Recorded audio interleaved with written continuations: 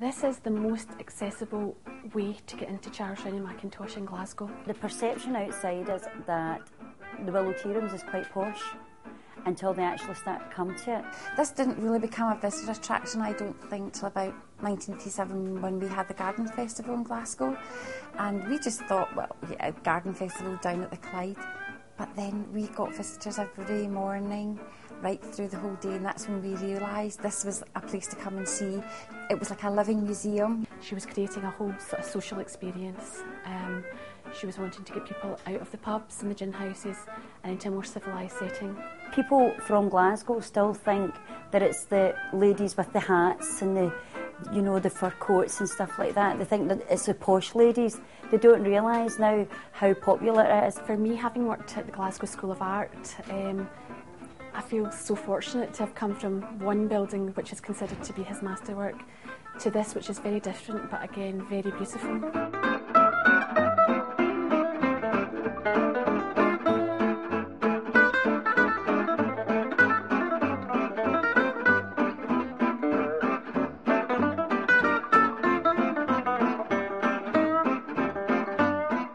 Her brother was a tea merchant, Stuart Cranston, and so she was very familiar with the tea business in Glasgow. She'd been brought up with parents who were hoteliers. They had hotels in George Square.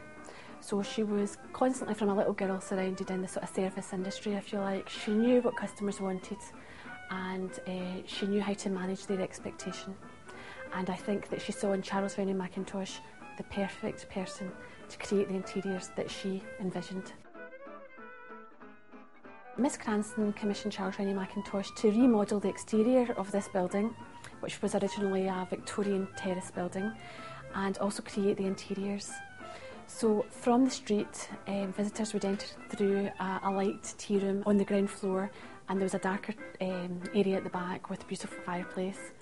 And they would then come upstairs to this area here where, you know, you could have breakfast, lunch or afternoon tea.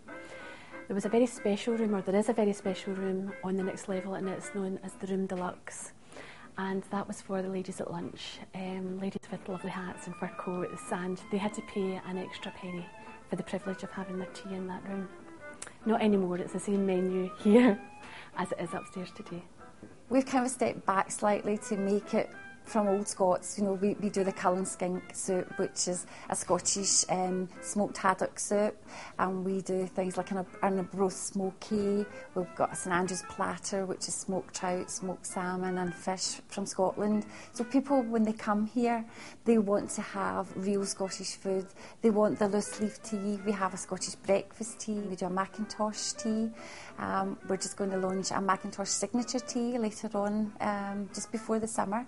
So we're always looking back to see, there's letters from Charles Rennie Mackintosh to his wife Margaret MacDonald, and in this there was a quote about her liking a Pico tea, so we're trying to investigate that just now.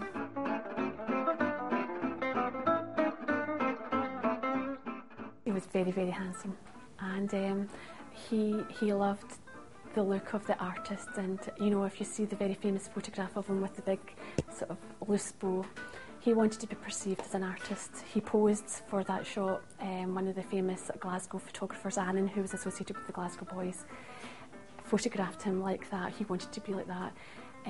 He was trained as an architect, but he wanted to be known as the artist.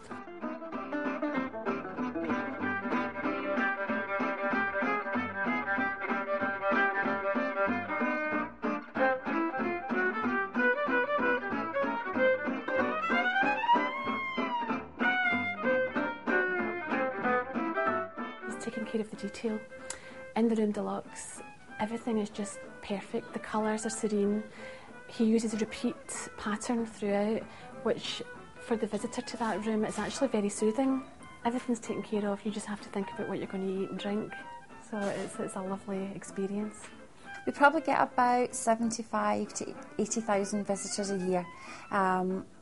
During the quieter times, it is the locals, and you know, we do have regular customers that come in every single day, or someone who comes in once a week.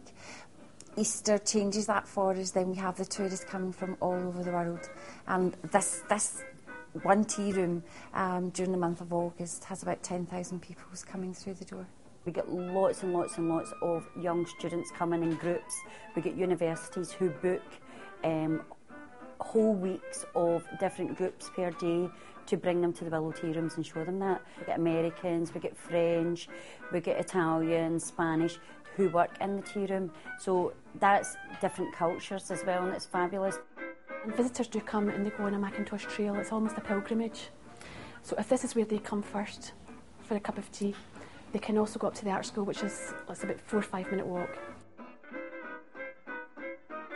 There's the university, which has got the major collection of Macintosh in Glasgow and possibly in the world. I need to check that.